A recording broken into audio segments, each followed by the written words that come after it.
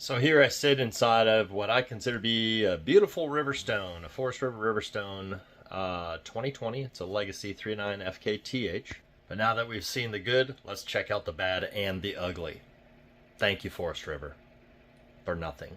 You give us beautiful kitchens, beautiful living rooms, amazing refrigerators, microwaves, convection ovens, dishwashers. I mean, come on, y'all. This is nice, right? Right. I mean, bathrooms and beautiful hardwood cabinetry. And you give us all of that with the best intentions in the world. But the problem is you also give us another gift. It's a gift that we might not get this year for Christmas. Might be next year. Stop giving us water leaks. Y'all know very well that the PEX pipe that you use, the PEX B that you use, and the polyvinyl tubing that you use require a certain kind of fitting in order to join those two. How much are you really saving by using the wrong part, causing me leaks? Is it $5? $10? How about this? Charge me an extra $150 for the rig. Put the few fittings that you need in the right spaces and stop causing us water leaks. That's all I'm asking. I'll pay the money. Just stop doing it. And for those of you who aren't buying a 2027 or newer at the time of this video, here's what you can actually expect when you buy a 2026 or older unit. I get it. Okay, so here's just on Amazon. There's the fitting that you're looking for. You can see on the left hand side it's got the barb that goes into the polyvinyl, and the right side that goes into the PEX. And a 2-pack in 1/2-inch size is $9.99. There's just not that many of these junctions inside of these rigs, y'all.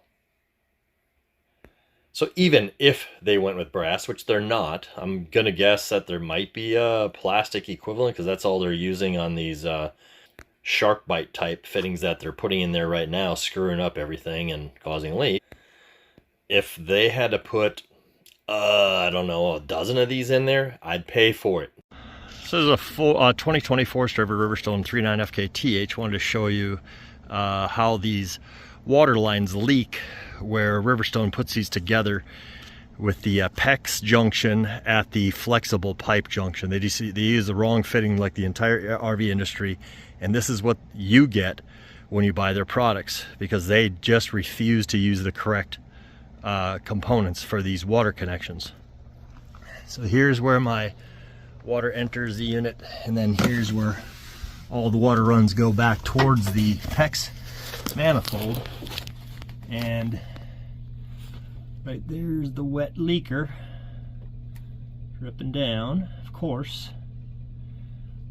And I've got to diagnose and figure out exactly what part of this fitting is failing, if it's the part going into the red or the part coming out of the red PEX, or the part coming out of the white.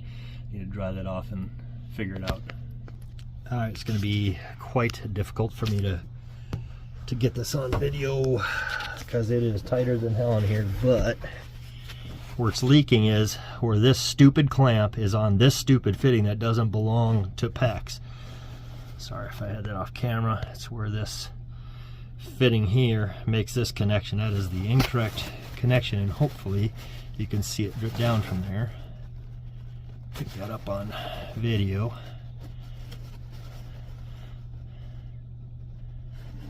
It's so hard to... Oh, there you can see the bead forming here.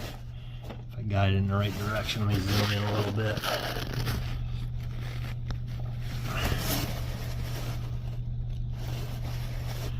You can just see it's make its way down to here every single time, because they refuse to use the right connectors.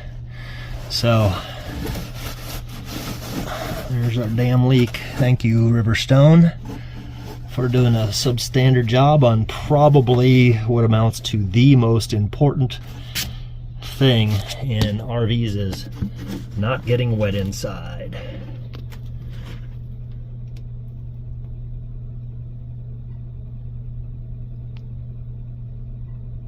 Let's see if I can catch a grip here. It's so hard to get my phone in the right spot.